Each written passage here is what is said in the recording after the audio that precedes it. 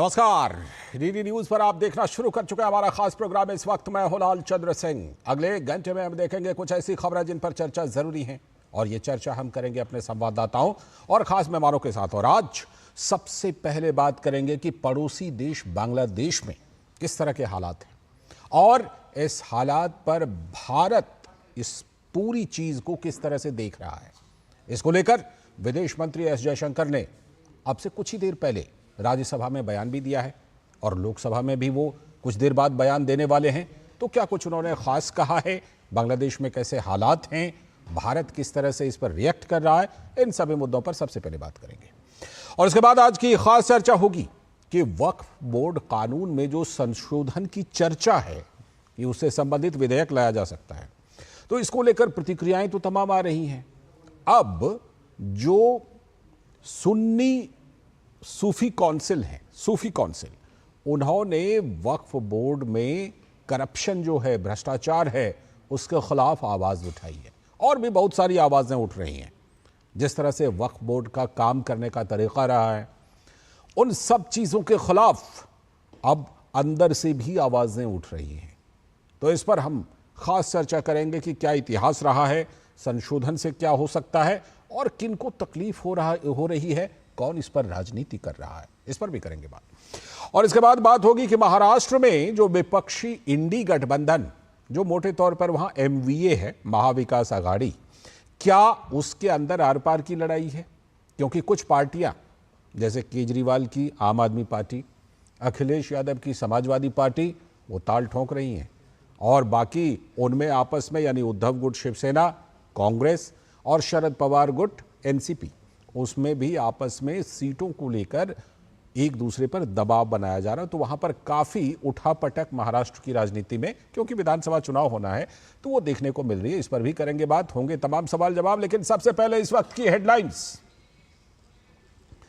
लोकसभा में गृह मंत्री अमित शाह ने वामपंथी उग्रवाद को लेकर विपक्ष के सवाल का दिया कड़ा जवाब। कहा, कोई भी राज्य नहीं चाहेगा कि वामपंथ खत्म करने के लिए बंगाल जैसा मॉडल हो लागू। वहीं बांग्लादेश की ताजा स्थिति पर विदेश मंत्री ने राज्यसभा में दी जानकारी, और थोड़ी ही देर में लोकसभा में भी विदेश मंत्री देंगे बयान।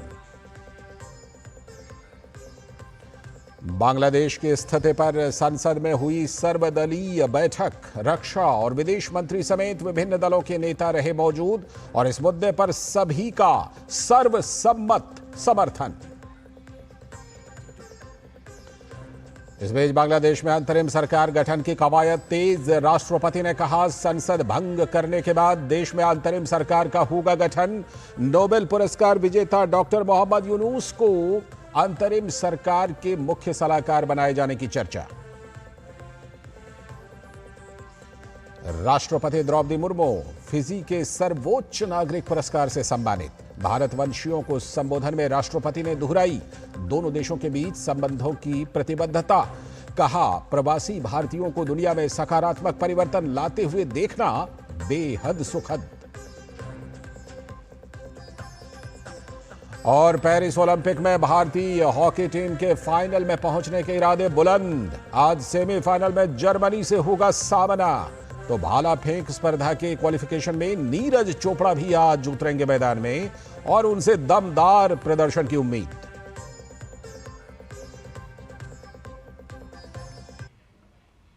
तो ये थी इस वक्त की हेडलाइंस, और अब देखते हैं खबरों को विस्तार से। और सबसे पहले बात करेंगे बांग्लादेश के हालात की, और भारत के उस पर नजर की और रिएक्शन की।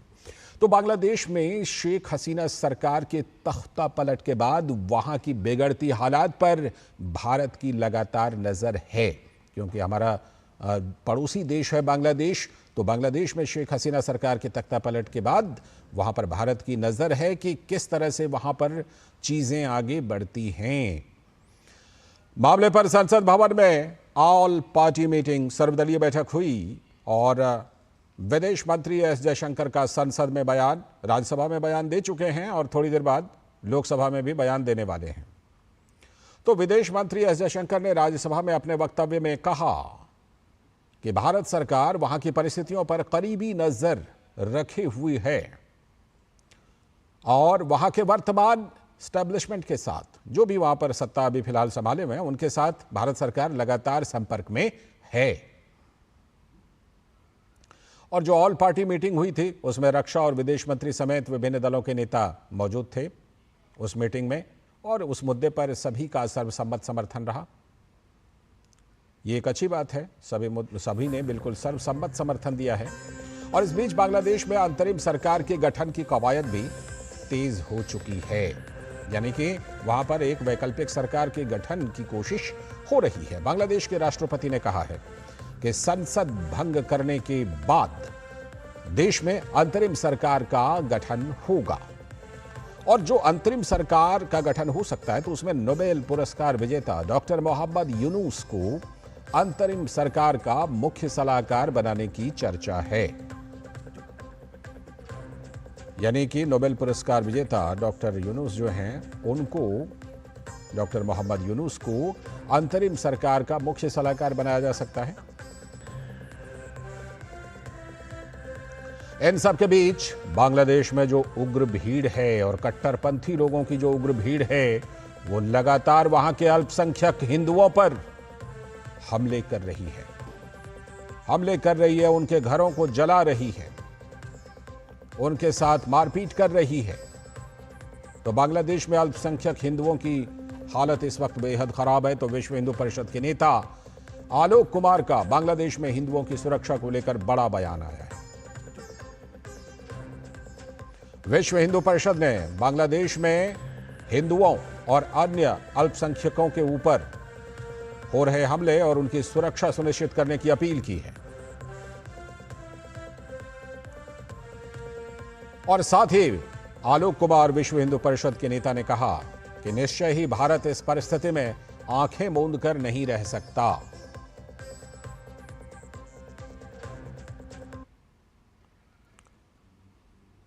तो जैसा कि हमने बताया कि अब से कुछ देर पहले विदेश मंत्री एस जयशंकर ने राज्यसभा में अपना वक्तव्य दिया और उन्होंने कहा कि भारत सरकार वहां की परिस्थितियों पर करीबी से नजर रखे हुए है और वहां के वर्तमान एस्टैब्लिशमेंट के साथ लगातार संपर्क में है।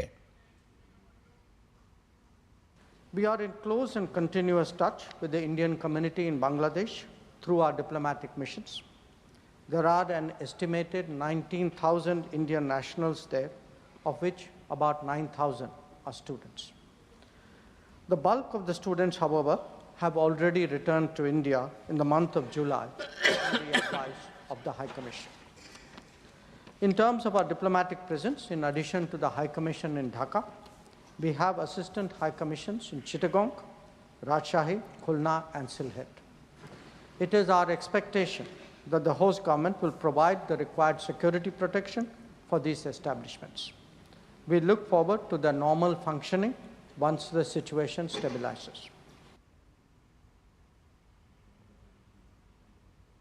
और बांग्लादेश में राजनीतिक संकट पर कांग्रेस के सांसद कार्ति चिदम्बरम ने कहा कि मुझे लगता है कि यह एक अच्छा कदम है कि विदेश मंत्री सभी पार्टी के नेताओं को जानकारी दे रहे हैं। हम इस कदम का स्वागत करते हैं। जहां तक राष्ट्रीय सुरक्षा और हमारे नागरिकों की सुरक्षा का सवाल है तो हम पूरी तरह से सरकार के साथ हैं। बांग्लादेश में जो कुछ हो रहा है वो बहुत ही चिंताजनक है। We welcome that move on part of the External Affairs Minister. We are completely with the government as far as national security and the safety of our citizens are concerned. What's happening in Bangladesh is very worrying. It's not just, we can't just say that it's merely a toppling of an unpopular government. It seems to be something more deeper than that. The safety of our citizens, the safety of our borders is very, very important.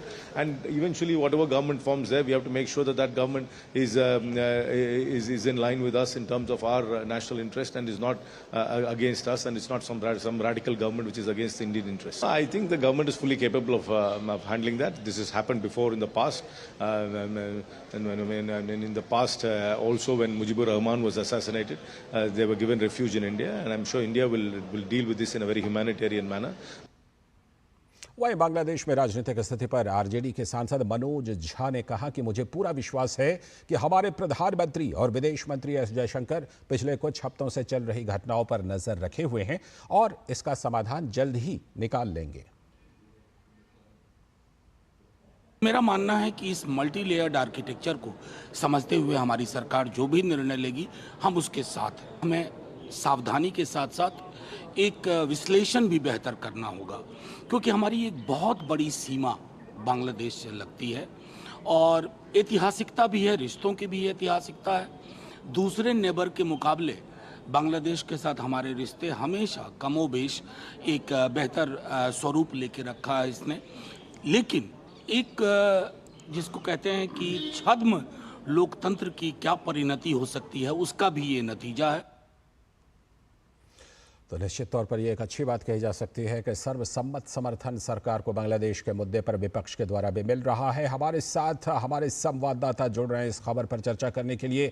संसद भवन से हमारे संवाददाता ऋषि कुमार हमारे साथ जुड़ चुके हैं और साथ ही प्रसेनजीत बख्शी कोलकाता से हमारे साथ जुड़ चुके हैं। सबसे पहले मैं ऋषि का रुख करता हूँ। ऋषि, अच्छी बात है कि सर्वसम्मत समर्थन सभी दलों का मिल रहा है।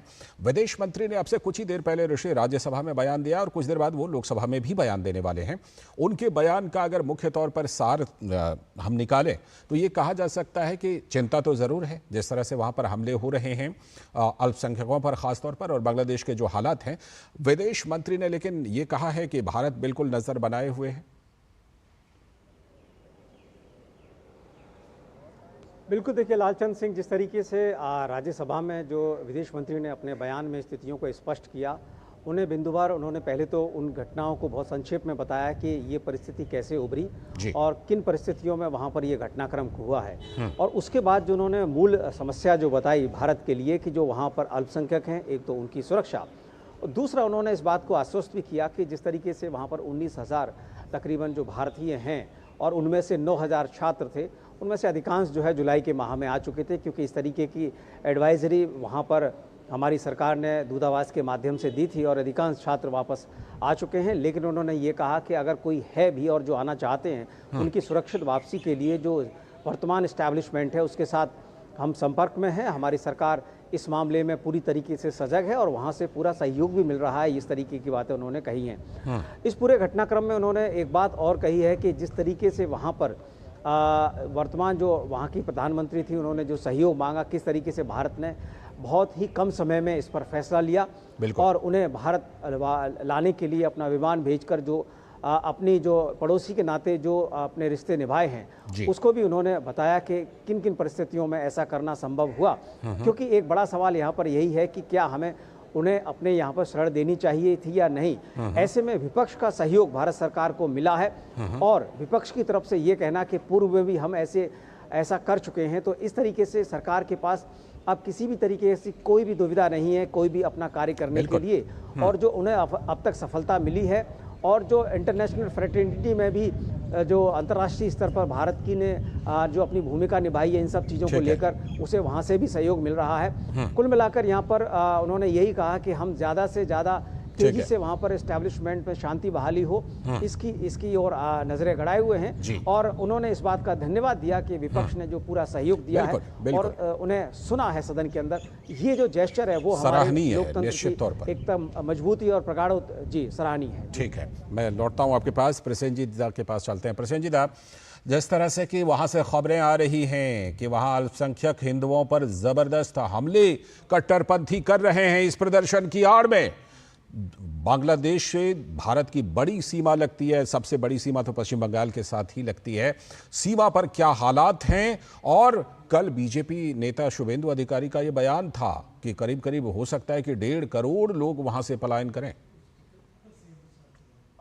देखिए लालचंद, पहले तो ये बता दूं कि जिस तरह से कल पूरे रात हमारी मोबाइल पे व्हाट्सएप आते रहे जी और विजुअल्स के साथ आते रहे, जैसे हम कल दिन में भी बात कर रहे थे लालचंद की सबसे बड़ी बात है कि वहां पे एक तो है कि जिस तरह से हमारी विदेश मंत्री ने बताया करीब 19,000 भारतीय वहां पे आए, ये तो है ही।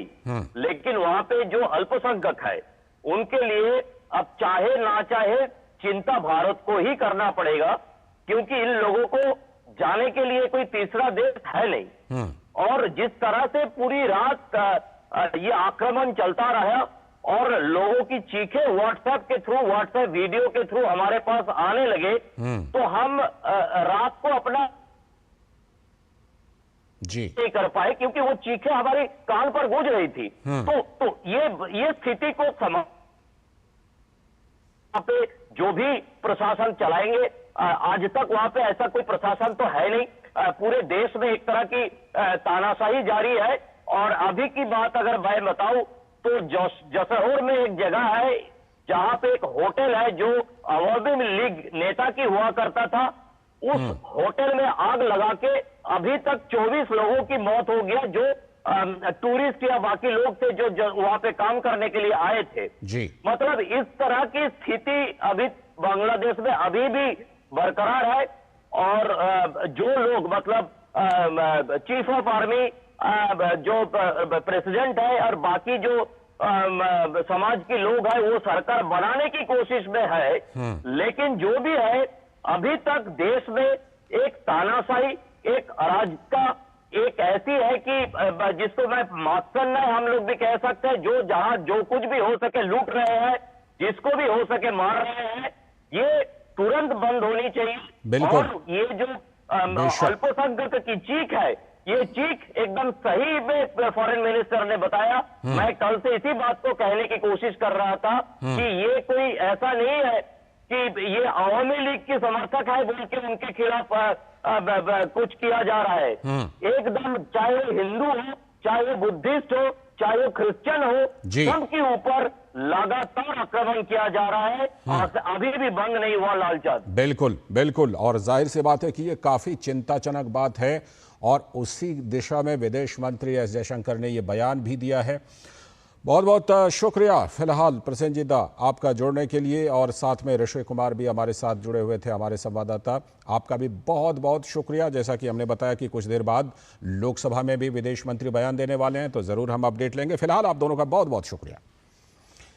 तो अभी वक्त है एक ब्रेक का, और ब्रेक के बाद जब लौटेंगे तो जैसा कि हमने बताया कि लोकसभा में बयान देने वाले हैं विदेश मंत्री, वो बयान भी हम आपको सुनवाएंगे। और साथ में आज की खास चर्चा जो हम करने वाले हैं वो कि वक्फ बोर्ड कानून में संशोधन की जो चर्चा है तो उस पर तमाम बयान आ रहे हैं और विरोध हो रहा है वक्फ बोर्ड के करप्शन का। उनके अंदर से भी सूफी काउंसिल ने भी विरोध किया है। इस पर हम करेंगे खास चर्चा। फिलहाल वक्त है एक ब्रेक का।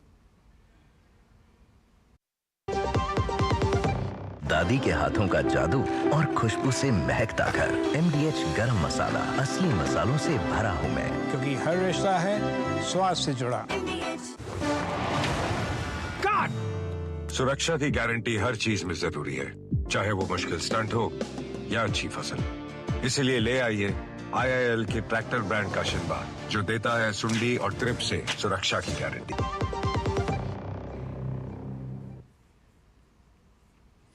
स्वागत है ब्रेक के बाद। DD न्यूज़ पर आप देख रहे हैं इस वक्त। जैसा कि ब्रेक पर जाने से पहले हमने बताया था कि आज हमारी जो खास चर्चा होगी वो वक्फ बोर्ड कानून में जो संशोधन की चर्चा है उस पर जो प्रतिक्रियाएं आ रही हैं, उस पर जो राजनीति भी हो रही है, ये तमाम प्रतिक्रियाएं हमने सुनी हैं, देखी हैं। लेकिन उसकी हकीकत क्या है और क्या वक्फ बोर्ड जो है उसके ऊपर कई तरह के आरोप हैं जिसके खिलाफ अब अंदर से भी आवाज़ें उठ रही हैं। इसी पर आज की खास चर्चा होगी। तो वक्फ बोर्ड के खिलाफ क्या सूफी काउंसिल है, क्योंकि उसका बयान ऐसा आया है।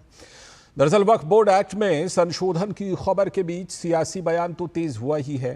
तमाम राजनीतिक दल, राजनेता जो हैं वो बयान दे रहे हैं, लगातार उनकी तरफ से राजनीतिक बयान आ रहे हैं वक्फ बोर्ड एक्ट में संशोधन की खबर के बीच।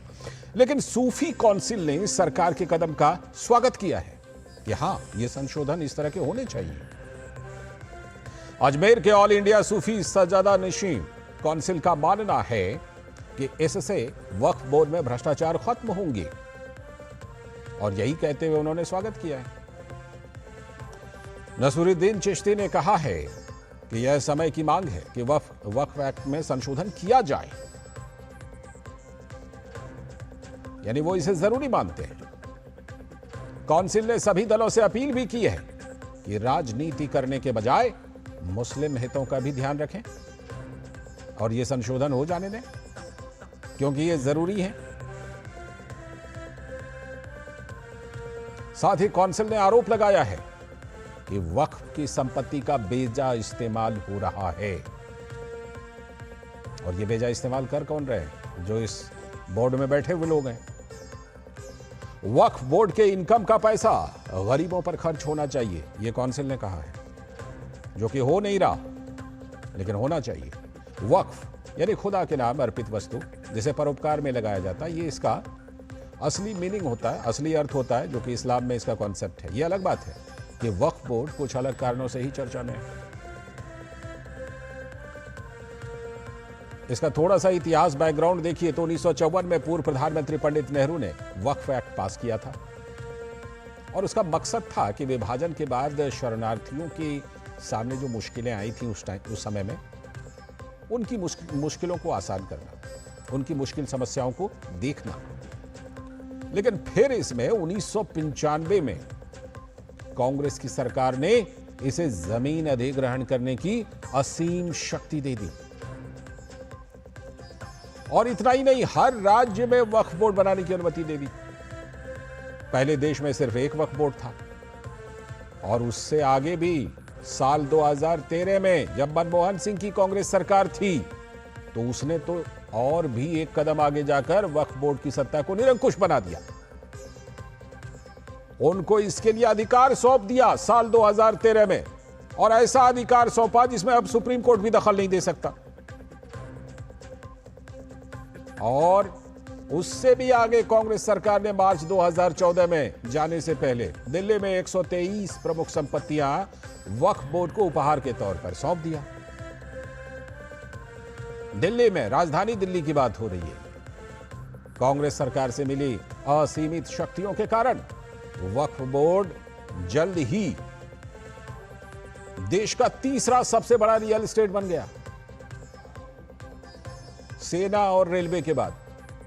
आम लोगों का आरोप है कि वक्फ बोर्ड भूमाफिया की तरह व्यवहार करने लगा है। और आज के दौर की अगर बात कीजिए तो 60,000 से भी ज्यादा मुकदमे वक्फ ट्रिब्यूनल के पास हैं। 60,000 से भी ज्यादा मुकदमे, और ज्यादातर आम लोगों की तकलीफें हैं ये। और ये कोई एक समुदाय की बात नहीं है। वक्फ बोर्ड पर जमीन हड़पने का आरोप तो हिंदू और मुस्लिम दोनों समुदाय के लोगों ने लगाया है। जहां लोगों की जमीन को वक्फ ने जबरन कब्जा लिया है। और जैसा कि हमने बताया था कि भारतीय सेना और रेलवे के बाद सबसे बड़ी जमीन का मालिक आज की तारीख में वक्फ बोर्ड ही है, जिसके पास 9 लाख एकड़ जमीन है। कल्पना कीजिए 9 लाख एकड़ जमीन की। और कुछ हम आपको उदाहरण बताते हैं। तमिलनाडु के एक गांव की तो पूरी जमीन पर वक्फ बोर्ड ने दावा ठोक दिया कि ये पूरा गांव, पूरी जमीन हमारी है। जबकि गांव की हकीकत क्या है? 1,500 साल पुराना वहां पर मंदिर है, उस पर भी वक्फ ने अपना दावा ठोक दिया। हरियाणा का भी एक उदाहरण लीजिए। जठलाना गांव में गुरुद्वारे की जमीन को वक्फ ने हथिया लिया। जबकि हकीकत क्या है कि इस गांव में ना तो मुस्लिम हैं और ना ही मस्जिद का कोई इतिहास है, फिर भी वक्फ बोर्ड की जमीन हो गई वो। पर्सनल लॉ बोर्ड ने इसे, जो ये संशोधन की चर्चा है, इसको मुसलमानों के साथ भेदभाव बता दिया। कहा नहीं, ये तो नहीं होना चाहिए संशोधन, और कहा है कि कोई भी बदलाव कबूल नहीं होगा उनको।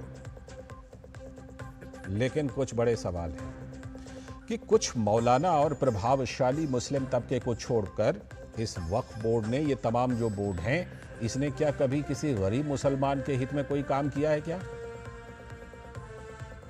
इसका जवाब है कि नहीं किया है।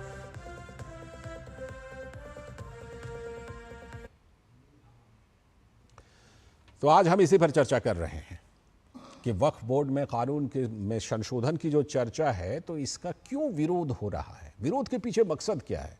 राजनीतिक बयानबाजी तो हो ही रही है, और भी कुछ लोग विरोध कर रहे हैं, लेकिन कुछ लोग समर्थन भी कर रहे हैं। इसी पर चर्चा के लिए आज हमारे साथ स्टूडियो में मौजूद हैं हमारे सलाहकार संपादक विनोद मिश्र जी, जो यहीं हमारे साथ स्टूडियो में मौजूद हैं, और साथ ही हमारे साथ राहुल लाल जी, राजनीतिक विश्लेषक और कांग्रेस के समर्थन में बातें रखते हैं, वो भी हमारे साथ मौजूद हैं, और साथ में अरशद फरीदी, जो सदस्य हैं सजादा नशीन काउंसिल के, जिनकी हम अभी बात कर भी रहे थे, वो भी हमारे साथ जुड़ने वाले हैं आगे चल करके। वो उनसे भी उनका जो पक्ष है, उन्होंने जो संशोधन का समर्थन किया, उस पर उनसे ज़रूर बात करेंगे। लेकिन फिलहाल हमारे साथ राहुल लाल जी जुड़े हुए हैं, और विनोद मिश्र जी हमारे सलाहकार संपादक तो स्टूडियो में हैं ही। राहुल जी, बहुत बहुत स्वागत इस चर्चा में आपका। जी नमस्कार। मैं चर्चा को आगे बढ़ाता हूँ विनोद जी के जरिए। विनोद जी, जो अभी हमने अपनी रिपोर्ट में सारी बातें बताई कि क्या इतिहास रहा है वक्फ बोर्ड के गठन का, फिर उनको जो असीमित शक्तियां दी गई, फिर जिस तरह से उन्होंने 9 लाख एकड़ ज़मीन जो है आज की तारीख में वक्फ बोर्ड के पास है, और जो हमने अपनी रिपोर्ट में बताई कि भाई सेना और रेलवे के बाद सबसे बड़ी ज़मीन का मालिक है। लेकिन अब अगर इसमें संशोधन हो रहा है तो क्यों कुछ लोगों को मिर्ची लग रही है विनोद जी? लाल जी, जब हम लोग पॉलिटिकल टर्मिनोलॉजी में एपीजमेंट सुनते हैं तो ये लगता रहता है कि ये एक तरह का आरोप है जी। लेकिन जब आप ये अभी अपनी रिपोर्ट बता रहे थे तो मुझे ये सुन के लगा कि ये एपीजमेंट की एक पराकाष्ठा है। ये इसलिए कि आज जब ये सूफी काउंसिल जो है वो मंत्री से भी मिले हैं, माइनॉरिटी के मंत्री जो हैं किरेन रिजिजू से भी मिले हैं, और उनका एक प्रेस कॉन्फ्रेंस था जो हमने सुना है, तो उनका कहना था कि दरगाहों की जो समिति है उसका एक अलग फंक्शनिंग है, एक अलग सब कुछ उसका विधान है जी। आज उनकी लड़ाई वक्फ से इसलिए है कि उनका मानना है कि उनकी बहुत सारी ऐसी ज़मीनें हैं जो इस विवाद में हैं कि वो वक्फ की संपत्ति बन गई है। तो उनका ये है कि ये वक्फ है कौन, और ये जरूरी सवाल है इस देश में ये पूछना कि ये वक्फ कौन है। संविधान में तो कहीं वक्फ की चर्चा नहीं है। संविधान में इस तरह की कहीं कुछ बातें तो आज तक कहीं कही नहीं गई थी कि वक्फ का एक ऐसा बोर्ड होगा जो इस तरह के कानून बना के और इस तरह की प्रक्रिया में लाया जाएगा, ऐसी तो कोई चर्चा नहीं है। तो फिर ये वक्फ आया कहाँ से? तो सीधे सीधे सवाल ये पूछा जाना चाहिए, इसकी पराकाष्ठा आप तब देखिए कि पिछले साल कर्नाटक के चुनाव के नतीजे के बाद जब कांग्रेस की सरकार वहाँ बनने वाली थी तो कर्नाटक वक्फ बोर्ड ने ये शर्त रखी कि उसमें डिप्टी चीफ मिनिस्टर मुस्लिम होना चाहिए, और यह कह के वक्फ ने एक तरह से कांग्रेस की और वहाँ एक पॉलिटिकल इशू में एक बड़ा इशू चर्चा का बनाया क्योंकि इसमें वक्फ की अपनी एक भागीदारी उसने डिप्टी चीफ मिनिस्टर की मांग ली जी। अब सवाल ये है, जब आप अपने विवाद में देखते हैं कि इसकी नियति देखिए कि जब आज एक तमिलनाडु का एक गरीब किसान जब जमीन बेचने के लिए जाता है, त्रिचरापल्ली का गांव है, वो जमीन बेचने के लिए वो जाता है, तब जाकर इस मामले का तब ये जाके मामला खुलता है कि उसके कलेक्टर के तरफ से परमिशन नहीं मिलती है क्योंकि वो वक्फ ने पहले से उस गांव पे अपना दावा ठोक दिया है। तो क्या यह देश को आप एक लोकतंत्र संवैधानिक सत्ता से चलने वाला ये लोकतंत्र जो है उसमें एक स्टेट विद इन स्टेट के रूप में वक्फ एक जमीन पे कहीं जहां भी उंगली रख दे उसकी जमीन हो जाती है, उसके लिए कहीं सुनवाई नहीं है, उसकी सुनवाई वक्फ ट्रिब्यूनल जो है वही उसकी सुनवाई उसमें हो सकती है। तो 60,000 से ज्यादा इसमें केसेज है जिसकी सुनवाई वही लोग करेंगे जी।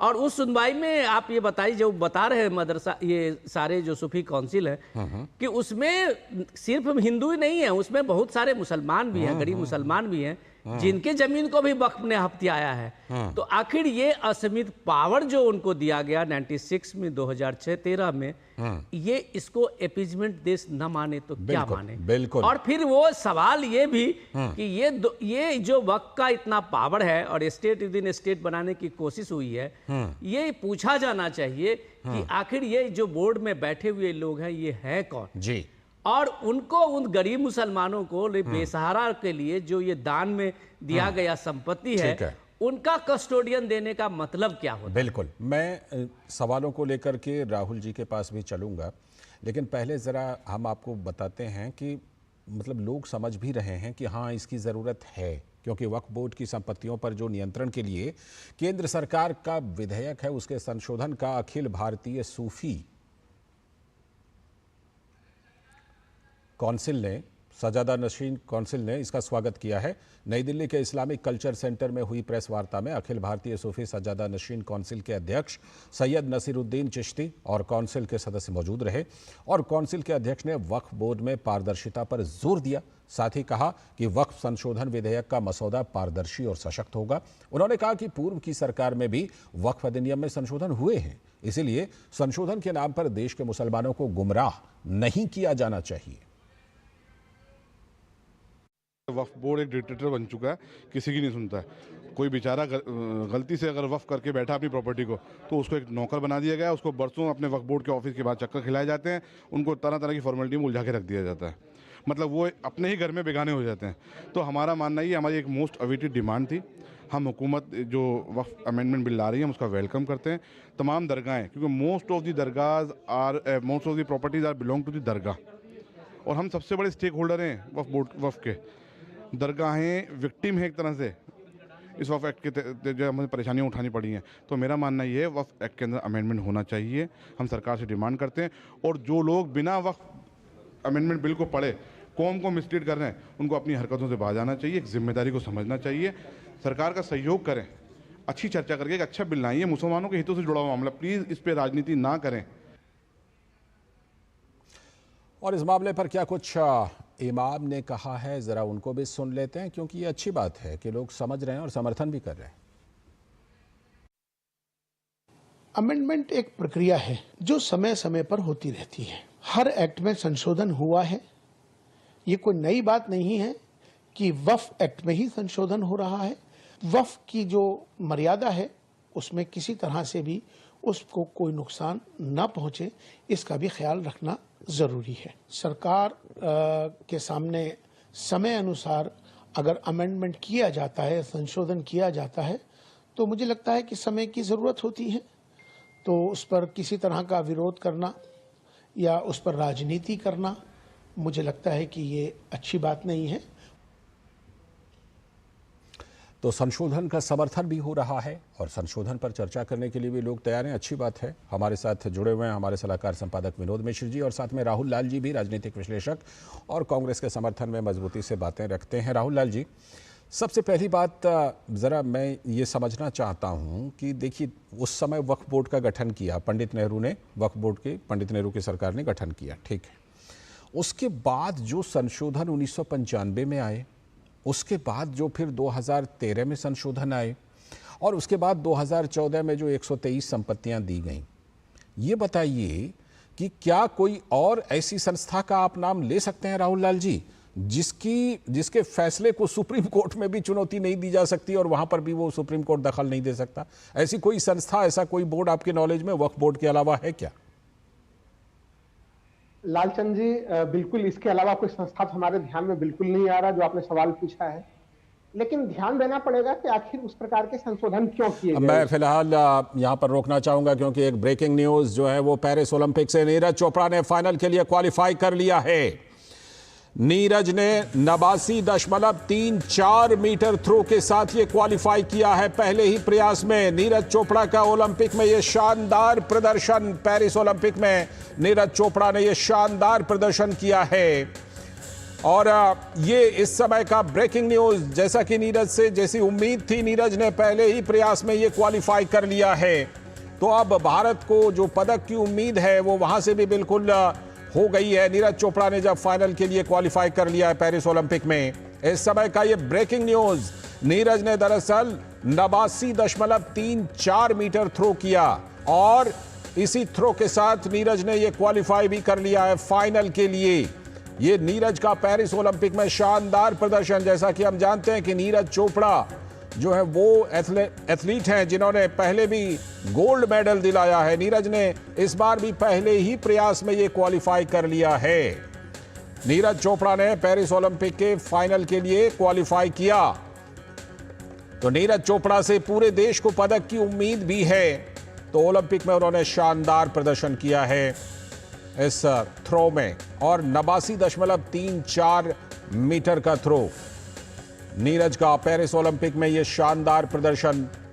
जैसा कि हम जानते हैं कि भारत जो है वो वहां पर और पदक की उम्मीद में है और इस उम्मीद में नीरज चोपड़ा पर सभी की नजरें टिकी हैं जैवलिन थ्रो में। तो जैवलिन थ्रो में नीरज चोपड़ा ने फाइनल के लिए जगह बना ली है, यानी जो करोड़ों लोगों की उम्मीद है उस उम्मीद को पूरी करने की तरफ नीरज चोपड़ा ने एक कदम और बढ़ा दिया है जब उन्होंने फाइनल के लिए क्वालिफाई कर लिया जैवलिन थ्रो में। शानदार प्रदर्शन करते हुए नीरज चोपड़ा ने पेरिस ओलंपिक में ये सफलता पाई है। अब आगे चल करके जब वो फाइनल में क्वालिफाई कर चुके हैं तो फाइनल में उनका मुकाबला होगा और ये उम्मीद की जा रही है कि जब वो फाइनल में मुकाबला खेलेंगे, क्योंकि अब वो क्वालिफाई कर चुके हैं, तो जाहिर सी बात है कि करोड़ों लोगों को ये उम्मीद है कि फाइनल में खेलेंगे तो भारत के लिए पदक भी लेकर आएंगे।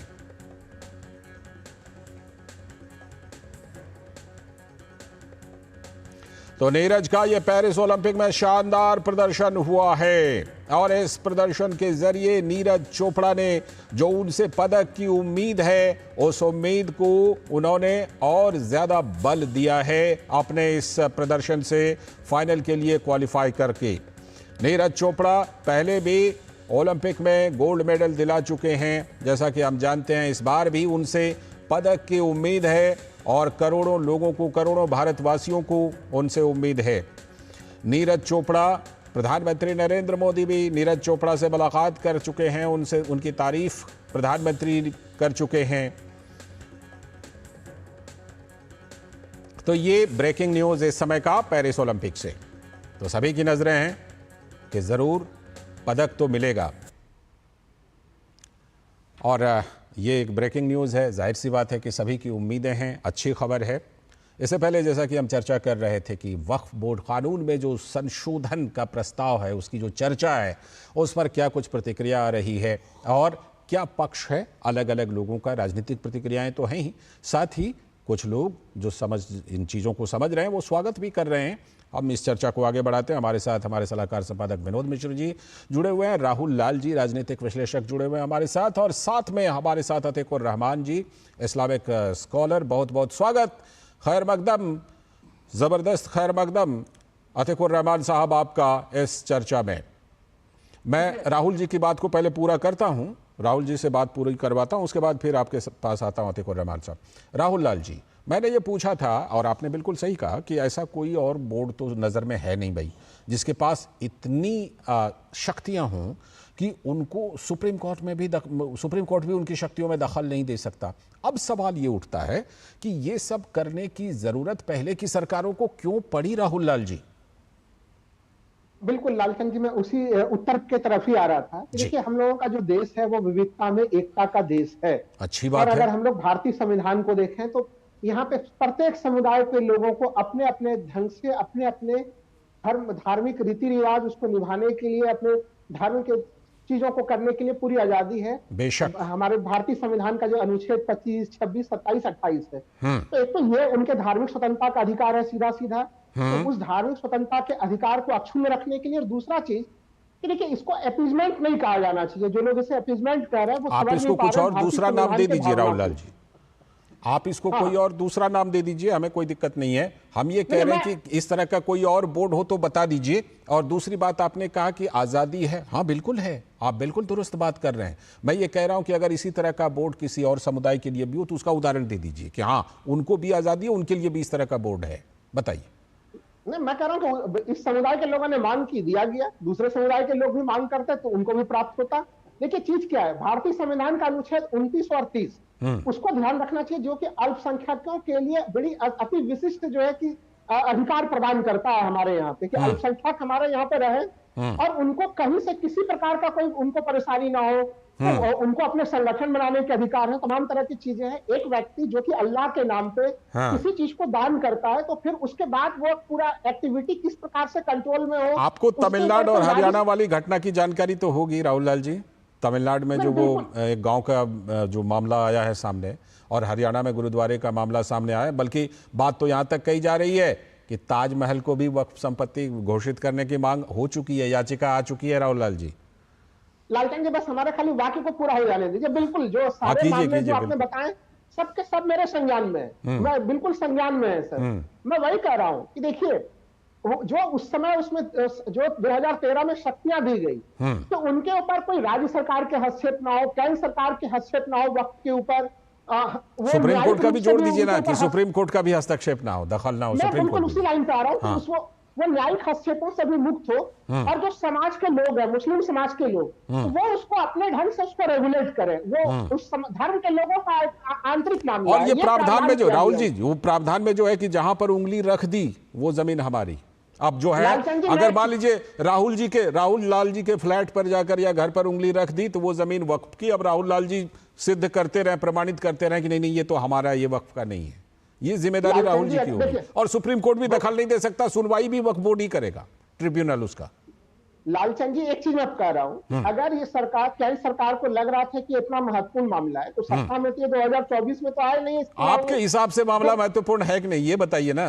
मैं एक उसी को तुरंत से पूरा कर दे रहा हूँ। मुझे लग रहा है कि देखिए, किसी भी चीज में संशोधन अगर होता है तो होना चाहिए, लेकिन इस सरकार की नीति और नियत, वो तो संशोधन की जो मूल भावना है कि उसके जो अक्ष में रखा जाए वक्त के संपत्तियों को, वो इन सरकार की भावना नहीं है, इनकी नियत में नहीं है। अच्छा, अब भावना पर आप जो है, मतलब आप परख रहे हैं भावना, ठीक है। संशोधन के जो क्लाउज होंगे, संशोधन के जो प्रावधान होंगे, उसको परखने के बजाय भावना परखेंगे क्या राहुल लाल जी? आता हूं आपके पास, आता हूं, लौट कर आता हूं। अतीकुर रहमान जी को मुझे शामिल करने दीजिए। अतीकुर रहमान साहब, जो संशोधन की चर्चा है, उस संशोधन को आप किस तरह से देखते हैं? इस्लामिक स्टडीज के स्कॉलर होने के नाते वो संशोधन जरूरी है, क्योंकि कई तरह की ऐसी आवाजें उठ रही हैं अंदर से भी कि हां, ये संशोधन तो होने चाहिए।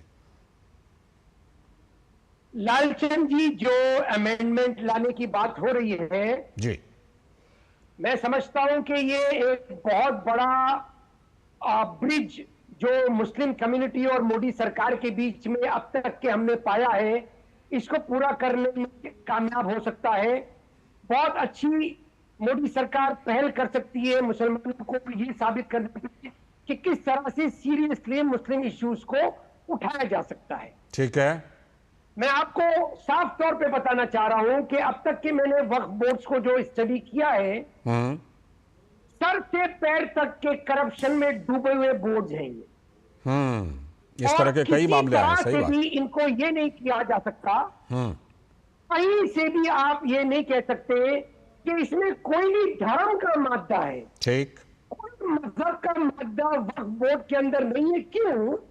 क्योंकि अब तक के 1930 से लेके अब तक के 2 डजन इसमें अमेंडमेंट हुए जी लालचंद जी, और 2 डजन अमेंडमेंट के अंदर हर अमेंडमेंट में सरकार का कंट्रोल इसके ऊपर बड़ा है। मुस्लिम कम्युनिटी को एस सच इससे फायदा कभी भी नहीं पहुंचा है। अगर फायदा पहुंचा है तो इसके चेयरमैन ने फायदा उठाया है, इसके मेंबर्स ने फायदा उठाया है, ठीक है, स्टेट गवर्नमेंट को कुछ फायदा, कुछ ठीक है। मुझे एक चीज मैं आपसे समझना चाहता हूं अतीकुर रहमान साहब, आपने बहुत दुरुस्त बात कही कि देखिए इस तरह की चीजें हैं, संशोधन जरूरी हैं, लेकिन एक बात मुझे समझ में नहीं आ रही कि जो लोग कुछ सियासतदान कुछ सियासी बयान दे रहे हैं इसके खिलाफ में, और ये बता रहे हैं कि ये तो मुसलमानों के खिलाफ है, ये तो मुसलमानों के ऊपर हमला है, वो जो ये बातें कह रहे हैं वो सिर्फ गुमराह करने का काम कर रहे हैं, और जो एक वर्चस्व है कुछ लोगों का, उस वर्चस्व को बनाए रखने में मदद करना चाहते हैं वो लोग। अतीकुर रहमान साहब, लालचंद जी, 2 पहलू मैं देख रहा हूं इसके अंदर, और मैंने भी काफी जो बयान सुने हैं उनको अपोज किया है। 2 पहलू इसके हो सकते हैं। पहला तो ये कि अगर मैं अपोज कर रहा हूं अमेंडमेंट्स को, अगर अमेंडमेंट्स पॉजिटिवली लाए जा रहे हैं और फिर भी मैं मुखालफत कर रहा हूं, तो यकीनन मैंने कहीं ना कहीं करप्शन में इसका भागीदार रहा हूं। दूसरा क्योंकि मोदी सरकार ने पिछले 10 सालों में मुसलमानों के प्रति जो व्यवहार रखा, जो इलेक्शन कैंपेन्स के अंदर जो प्रधानमंत्री ने अल्फाज इस्तेमाल किए, और जो आए दिनों हम डिबेट्स के ऊपर जाते हैं और आरएसएस के आइडियोलॉग्स और बीजेपी के प्रवक्ता कहते हैं कि भाई ये वक्फ बोर्ड का रहना ही गलत है। कहीं हम ये पाते हैं कि अगर अमेंडमेंट्स इस नीयत से लाए जा रहे हैं कि और ज्यादा इसके ऊपर गवर्नमेंट कंट्रोल हो, और जिस तरह से अभी राहुल जी कह रहे थे कि जब मैं एज अ मुस्लिम सारी संपत्ति डोनेट कर रहा हूं ताकि अल्लाह के नाम पर मुस्लिम कौम का कुछ भला हो सके, ठीक है, होता है, ठीक, होता है सिर्फ वक्फ बोर्ड के चेयरमैन और जो उसके मेंबर्स हैं उन्हीं का भला होता है। तो आखिर ये वक्फ बोर्ड के अमेंडमेंट्स की जरूरत अभी तक के क्यों नहीं पेश आई? बिल्कुल, ठीक है, ठीक है। अब इस समय सीधे लिए चलते हैं लोकसभा में। India-Bangladesh relations have been exceptionally close for many decades over many governments. Concern about recent violence and instability there is shared across the political spectrum.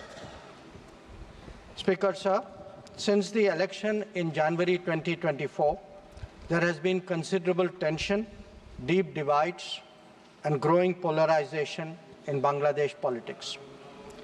This underlying foundation aggravated a student agitation that started in June this year. There was growing violence, including attacks on public buildings and infrastructure, as well as traffic and rail obstruction. The violence continued through the month of July.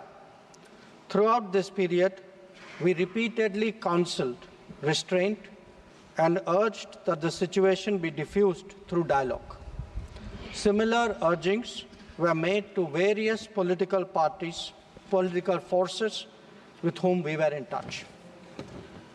Speaker, sir, despite the Supreme Court judgment on 21 July, there was no let-up in the public agitation. Various decisions and actions taken thereafter only exacerbated the situation. The agitation at this stage coalesced around a one-point agenda, that is that Prime Minister Sheikh Hasina should step down. On 4th August, events took a very serious turn. Attacks on police, including police stations, and government installations intensified even as overall levels of violence greatly escalated. Properties of individuals associated with the regime were torched across the country. What was particularly worrying was that minorities, their businesses and temples also came under attack at multiple locations. The full extent of this is still not clear. Speaker, sir, on 5th August, demonstrators converged in Dhaka despite the curfew. Our understanding is that after a meeting with leaders of the security establishment, Prime Minister Sheikh Hasina apparently decided to resign. At very short notice, she requested approval to come for the moment to India. We simultaneously received a request for flight clearance from the Bangladesh authorities. She arrived yesterday evening in Delhi. Speaker, sir, the situation in Bangladesh is still evolving. The Army Chief, General Waqaruzzaman, addressed the nation on 5th August. He spoke about assuming responsibility and constituting an interim government. We are in close and continuous touch with the Indian community in Bangladesh through our diplomatic missions. There are an estimated 19,000 Indian nationals who usually live there, of which about 9,000 are students. The bulk of the students, however, have already returned to India in the month of July on the advice of the High Commission. In terms of our diplomatic presence, in addition to the High Commission in Dhaka, we have assistant High Commissions in Chittagong, Rajshahi, Khulna and Sylhet. It is our expectation that the host government will provide the required security protection for these establishments. We look forward to their normal functioning once the situation stabilizes. Speaker, sir, we are also monitoring the situation with regard to the status of minorities. There are reports of initiatives by various groups and organizations to ensure their protection and well-being. We welcome that. We welcome that and will naturally remain deeply concerned till law and order is visibly restored. Our border guarding forces have also been instructed to be exceptionally alert in view of this complex situation. Speaker, sir, in the last 24 hours, we have been in regular touch with the authorities in Dhaka. This is the situation as of now. I seek the understanding and support of the House in regard to sensitive issues regarding an important neighbor on which there has always been strong national consensus. Thank you.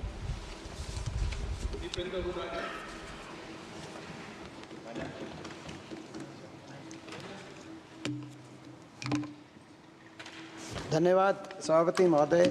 Finance bill जो कि सरकार की taxation. सीधा प्रसारण आप लोकसभा से देख रहे थे, जहां पर विदेश मंत्री एस जयशंकर ने बांग्लादेश के हालात पर अपना बयान दिया। इससे पहले राज्यसभा में भी उन्होंने बयान दिया था, तो अब उन्होंने लोकसभा में भी बयान दिया और वहां जिस तरह से घटनाक्रम घटी उसके बारे में उन्होंने विस्तार से जानकारी दी। भारत किस तरह से पूरे मामले पर रिएक्ट कर रहा है उसके बारे में भी उन्होंने जानकारी दी। उन्होंने वहां पर जो अल्पसंख्यकों की संपत्तियों पर और अल्पसंख्यकों पर हमले हो रहे हैं उसका भी जिक्र किया और कहा कि ये एक बड़ी चिंता की बात है। साथ में जो हमारे सीमा सुरक्षा बल हैं वो वहां पर तैनात हैं, वो तमाम जो बांग्लादेश में जो कुछ हो रहा है उस पर भारत सरकार की नज़र है। जो मौजूदा एस्टैब्लिशमेंट वहां पर है उसके साथ भारत सरकार लगातार संपर्क में है। तो विदेश मंत्री एस जयशंकर ने साथ ही जो सर्वसम्मत समर्थन सभी दलों का जो भारत में समर्थन मिला है बांग्लादेश के मुद्दे पर उसके लिए भी उन्होंने धन्यवाद सभी का किया है। और अब हम बात करेंगे इस वक्त में महाराष्ट्र की राजनीति की उठापटक की। दरअसल वहां पर जो विपक्षी इंडी गठबंधन है उसमें आने वाले विधानसभा चुनाव को लेकर आर पार की लड़ाई चल रही है। तो महाराष्ट्र असेंबली इलेक्शन की तैयारी के बीच आम आदमी पार्टी, अरविंद केजरीवाल की जो आम आदमी पार्टी है उसने मुंबई की सभी सीटों पर चुनाव लड़ने का ऐलान कर दिया है। दरअसल आम आदमी पार्टी का मानना है कि इंडी गठबंधन जो बना था वो तो सिर्फ लोकसभा चुनाव के लिए बना था, तो असेंबली इलेक्शन में आम आदमी पार्टी अकेले ही लड़ेगी। अरविंद केजरीवाल ने बयान भी दिया था कि ये ना तो लव मैरिज है ना अरेंज मैरिज है। तो ऐसा लग रहा है कि तलाक हो गया उनका। कुछ दिन पहले समाजवादी पार्टी के सभी सांसदों का मुंबई में स्वागत किया गया था। सांसद चुने गए उत्तर प्रदेश में, स्वागत हुआ था मुंबई में। जाहिर है कि समाजवादी पार्टी भी महाराष्ट्र चुनाव की तैयारी में लग गई है। तो समस्या महाविकास आघाड़ी MVA के लिए है, जो विपक्षी गठबंधन वहां पर है उसके लिए तमाम तरह की उठापटक है। महाराष्ट्र में जंग और दिल्ली में दोस्ती, ये कैसे संभव है? क्योंकि उसकी जो पार्टियां हैं MVA की वो महाराष्ट्र में तो जंग कर रही हैं और दिल्ली में दोस्ती। इस बीच उद्धव ठाकरे और शरद पवार भी दिल्ली पहुंच रहे हैं। उद्धव ठाकरे के गुट वाली जो शिवसेना है वो महाराष्ट्र में सबसे ज्यादा सीटें चाहती है। कह रहे हैं हम बड़े भाई के रोल में रहेंगे। माना जा रहा है कि उद्धव ठाकरे इंडी गठबंधन के नेताओं से मिलकर अपनी बात रखेंगे कि हमको सबसे ज्यादा सीट दीजिए, हमको बड़े भाई का रोल दे दीजिए। लेकिन कांग्रेस की मुश्किल अलग है, और कांग्रेस की मुश्किल यह है कि महाविकास आघाड़ी में बड़े भाई की भूमिका में कौन होगा। जाहिर है कि कांग्रेस अपने लिए ये बड़ी भूमिका चाहती है कि जो बड़े भाई की भूमिका है वो उसको मिले। और इन सब के बीच राज ठाकरे ने भी विधानसभा चुनाव में अपने उम्मीदवार उतारने का फैसला ले लिया है।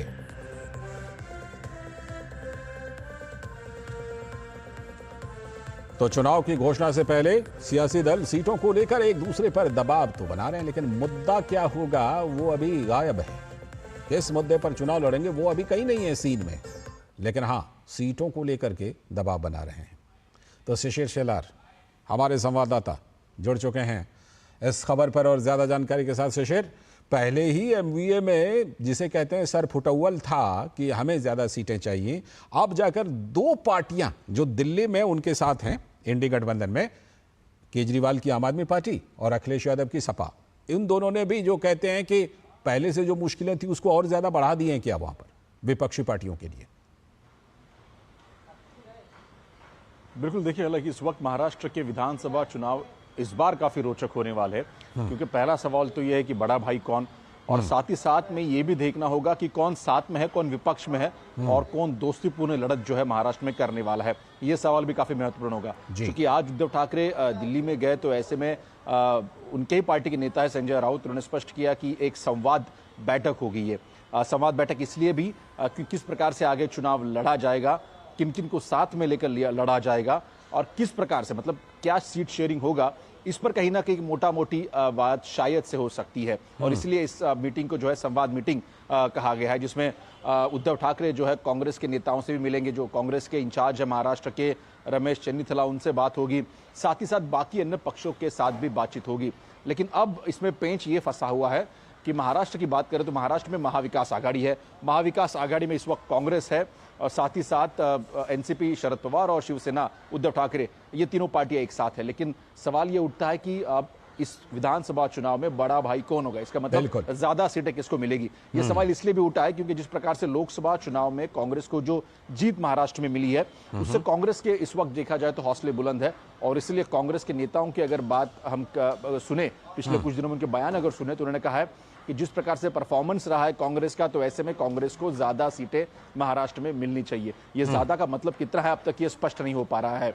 दूसरी बात अगर करें तो शिवसेना हो या फिर बात करें शरद पवार पार्टी की, उनकी राज्य की अस्मिता है और इसीलिए वो चाहती है कि उनको भी ज्यादा सीटें महाराष्ट्र में मिले, क्योंकि उनका अस्तित्व अगर देखा जाए तो महाराष्ट्र में ज्यादा है। इसके मद्देनजर अब देखना यह होगा कि किस प्रकार से कांग्रेस, राष्ट्रवादी कांग्रेस शरद पवार और शिवसेना उद्धव ठाकरे एक दूसरे में समन्वय बिठाती है। लेकिन अब इसमें और अगर देखा जाए पेंच ये भी अड़ चुका है कि जिस प्रकार से हमने देखा कि अखिलेश यादव ने स्पष्ट किया कि उनकी समाजवादी पार्टी भी जो है इस वक्त महाराष्ट्र की चुनावी रण में उतरेगी। इस वक्त समाजवादी पार्टी के अगर देखा जाए मुंबई की अगर हम बात करें मोटा मोटी, तो मुंबई में उनके 2 विधायक यहाँ पर चुन के आए हैं। तो ऐसे में वो चाहते हैं कि उनको भी इस बार जो है ज्यादा सीटें मिले। अगर वो सभी अपना दावा होते हैं, सभी अपना दावा कर रहे हैं, ज्यादा हिस्सा मिले, जाहिर सी बात है जी, सभी अपना दावा कर रहे हैं। और मुझे लगता है कि ये जो 2 नए दावे हैं ना, अरविंद केजरीवाल की पार्टी और अखिलेश यादव की पार्टी, ये एमवीए में खींचतान को और ज्यादा बढ़ाएगी। लेकिन आगे देखना होगा कि क्या कोई ये लोग फॉर्मूला निकालते हैं कि नहीं। बहरहाल महाराष्ट्र में जो है वो देंगा मुश्ती कर रहे हैं और दिल्ली में दोस्ती। बहुत बहुत शुक्रिया शिशिर, आगे आपसे जानकारी लेते रहेंगे। फिलहाल बहुत बहुत शुक्रिया आपका। और इसी के साथ आज के इस वक्त में इतना ही। पूरी टीम को दीजिए अनुमति। नमस्कार।